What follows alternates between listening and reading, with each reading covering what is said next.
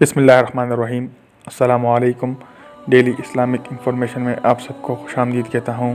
دوستو، صحیح بخاری کی احادیث ہے، والیوم 1 بک 3 چیپٹر نمبر 49 حدیث نمبر 130 130۔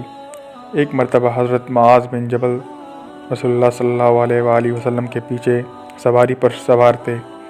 آپ صلی اللہ علیہ وآلہ وسلم نے فرمایا، اے معاذ، میں نے عرض کیا، حاضر ہوں یا رسول اللہ۔ آپ صلی اللہ علیہ وآلہ وسلم نے دوبارہ فرمایا، اے معاذ، میں نے عرض کیا، حاضر ہوں اے اللہ کے رسول۔ آپ صلی اللہ علیہ وآلہ وسلم نے بارہ فرمایا، اے معاذ، میں نے عرض کیا، حاضر ہوں اے اللہ کے رسول۔ 3 بار ایسا ہوا۔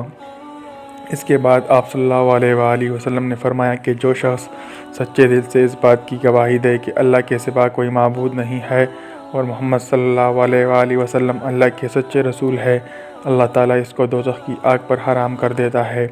میں نے کہا، یا رسول اللہ، کیا اس بات سے لوگوں کو باخبر نہ کر دوں تاکہ وہ خوش ہو جائے؟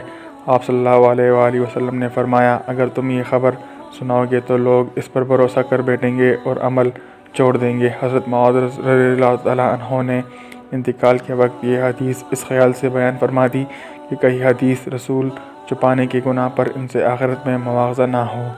شکریہ۔